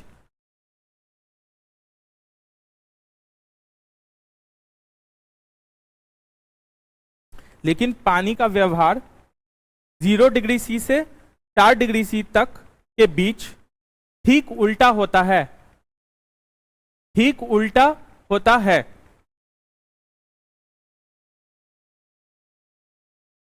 यदि किसी पात्र में पानी को लेकर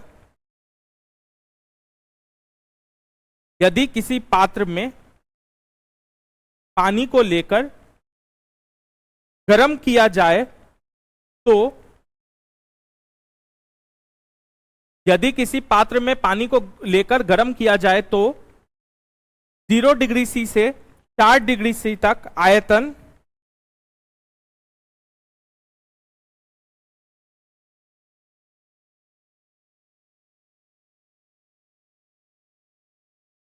जीरो डिग्री सी से 4 डिग्री सी तक आयतन घटता है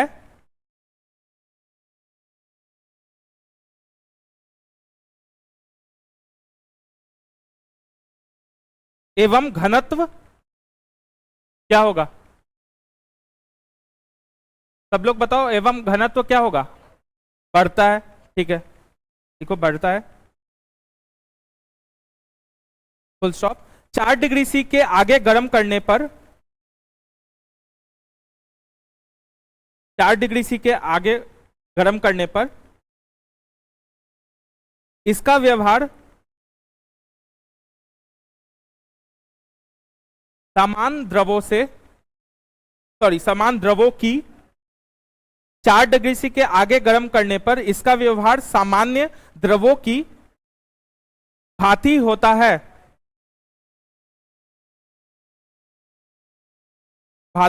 है, अर्थात तब इसका आयतन बढ़ता है और घनत्व घटता है, अर्थात तब इसका आयतन बढ़ता है और घनत्व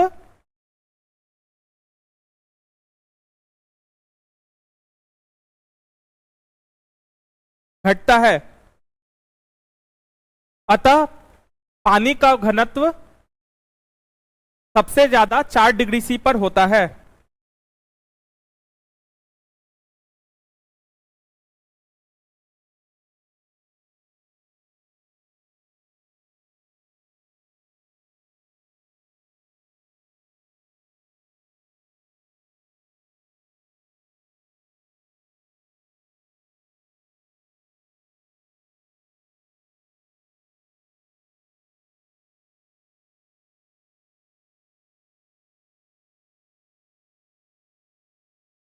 ठीक है, एक नेक्स्ट पॉइंट लिखो, जब किसी बोतल में पानी भरा जाता है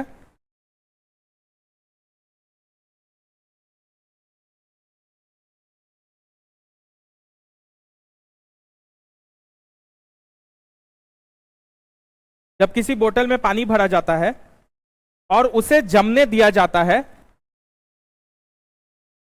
और उसे जमने दिया जाता है, तो बोतल क्या होगा? टूट जाती है।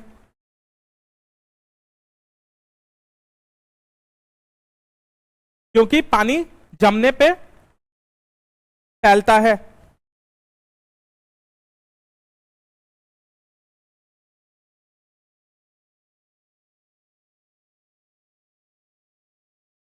क्योंकि पानी जमने पर फैलता है। एक लाइन और लिख दो, 0 डिग्री सी पर, 0 डिग्री सी पर जब पानी बर्फ के रूप में परिवर्तित होता है, 0 डिग्री सी पर जब पानी बर्फ के रूप में परिवर्तित होता है, तो उसका आयतन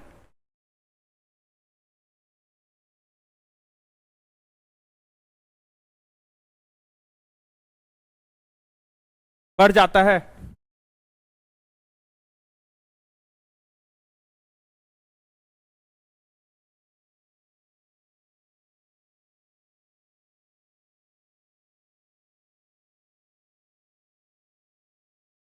अब एक क्वेश्चन हमको बताओ, ये समझ गए कि बर्फ बनेगा तो उसका घनत्व, जो आयतन है वो, वॉल्यूम जो है वो बढ़ जाएगा। ठीक है। अब अगर एक ग्लास में तुम्हारा पानी भरा हुआ है, ठीक है, क्वेश्चन अच्छे से समझना, ग्लास में तुम्हारा पानी भरा हुआ है, उसमें साथ में आइस भी है, एकदम उपे उप है, वो बोलते हैं ना अब डब, एकदम लबालब, लबालब है पानी एकदम, साथ में आइस भी है, 4 टुकड़ा आइस भी है, पानी भी एकदम लबालब है ऊपर में। अब एक बूंद उसमें पानी कुछ भी हुआ तो बाहर चला जाएगा। तो अब ये जब बर्फ पिघलेगा, जैसे जैसे पानी में है तो ये क्या होगा? पिघलेगा। तो पानी क्या होगा फिर? गिरेगा कि नहीं गिरेगा, कि क्या होगा? घटेगा, बढ़ेगा, या ऐसा ही रहेगा?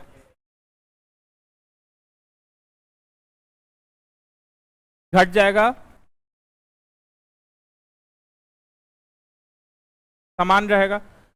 अच्छा, जो घट जाएगा कौन बोल रहा था? घट कैसे जाएगा? बर्फ जो है वो पिघलने पे जो है वो, हाँ घट जाएगा, हाँ ठीक है ठीक है, हाँ ठीक है ठीक है, तुम घट जाएगा ये लॉजिक से बोले, ठीक है। कोई बढ़ जाएगा भी बोल रहा है क्या?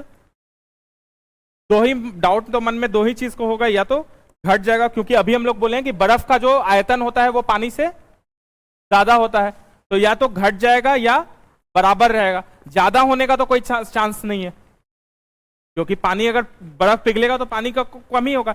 लेकिन इस केस में बर्फ तो पिघल के जो है वो क्या हो जाएगा? पानी बन जाएगा। पानी अगर बनेगा तो उसका आयतन घटना चाहिए, तो ये नीचे जाना चाहिए। लेकिन जो लोग बोल रहे हैं कि उतना ही रहेगा, वो लोग क्यों, क्या लॉजिक से बोल रहे हैं? जैसे अभी तुम लोग बोल रही थी ना कि वो उतना ही रहेगा, पीछे भी कुछ लोग बोला तो उतना ही रहेगा, क्यों?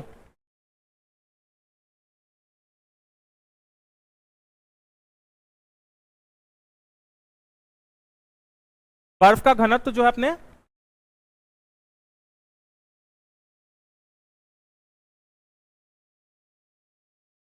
एक्चुअली वही प्रिंसिपल वही लग रहा है, आर्किमिडीज प्रिंसिपल इसमें लग रहा है कि अपने वेट के हिसाब से उतना ही वाटर डिस्प्लेस कर रहा है।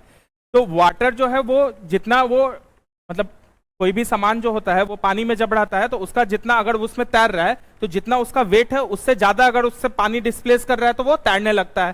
डिस्प्लेस मतलब हटा रहा है, तो अगर उससे कम कर रहा है तो वो डूब जाएगा, और उतना ही रहेगा तो ऊपर रहेगा। तो यहाँ पे उसी प्रिंसिपल पे बर्फ ऑलरेडी पानी के अंदर है, तो ये जब पिघलेगा भी ना तो उतना ही अपने वेट के हिसाब से पानी भी उतना ही डिस्प्लेस किया हुआ था ज्यादा, तो ये उसी हिसाब से जब पिघलेगा तो लेवल जो है सेम ही रह जाएगा। ये लाइन लिख लो। लॉजिक से अगर चलोगे तो कम लगना होना चाहिए था, लेकिन इसमें दूसरा लॉजिक लग रहा है। ठीक है। जलयुक्ता, नेक्स्ट पॉइंट लिख लेना ये, जलयुक्ता ग्लास में तैरता हुआ बर्फ का टुकड़ा, जलयुक्ता या जल से भरे, जो तुमको कंफर्टेबल हो, जल से भरे ग्लास में तैरता हुआ बर्फ का टुकड़ा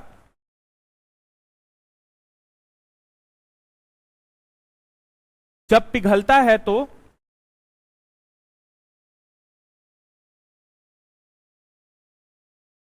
जब जल से भरे ग्लास में तैरता हुआ बर्फ का टुकड़ा जब पिघलता है तो परिमाणी आयतन, परिमाणी आयतन पूर्ववत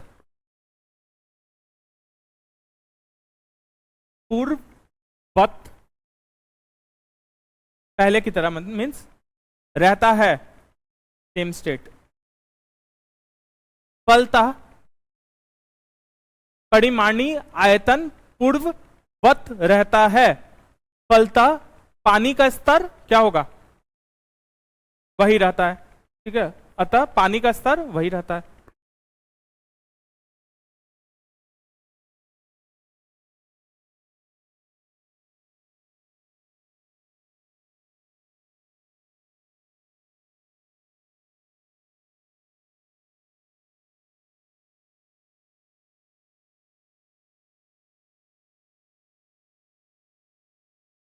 ठीक है, ऊष्मा तुम लोग का कंप्लीट हो गया। एक दो टॉपिक मतलब एक दो हम और निकाले थे क्वेश्चन से ही, अच्छा पॉइंट दो चार निकाले थे, वो लिखवा देंगे, मुश्किल से 5 मिनट लगेगा। बाकी ऊष्मा तुम लोग का कंप्लीट हो गया। नेक्स्ट क्लास में आई थिंक साउंड शुरू करेंगे हम लोग। ठीक है, कोई डाउट है यहाँ पे? आज काफी कुछ हम लोग पढ़े हैं। ठीक है, आज वाला जो टॉपिक पढ़े होगे ना, उससे तुम्हारा बहुत सारा क्वेश्चन बनेगा। घर जाओगे देखना, पिछले साल का क्वेश्चन देखना, तुम्हारा 50% से ज्यादा जो इससे रिलेटेड, ऊष्मा से रिलेटेड जो भी क्वेश्चन है, इसी तो आज वाले से ही बन रहा है। टेस्ट में था क्या? टेस्ट में ऊष्मा का था क्या तुम लोग? कब? अच्छा अच्छा, 4 डिग्री सी वाला था उसमें। अच्छा ठीक है, कोई डाउट है किसी को आज के क्लास में तो पूछ लो, या आप नेक्स्ट में भी पूछ लेना। ऐसा नहीं कि अभी ही पूछ सकते हो, अगर अभी तुरंत आ रहा है कोई डाउट तो पूछ लो। घर जाके एक बार रिवाइज करना, अच्छे से समझना। वो पानी वाला जो 4 डिग्री सी वाला है, फिर से एक बार दिमाग लगा के सोचना कि क्या घनत्व तो बढ़ रहा है, क्या घट रहा है।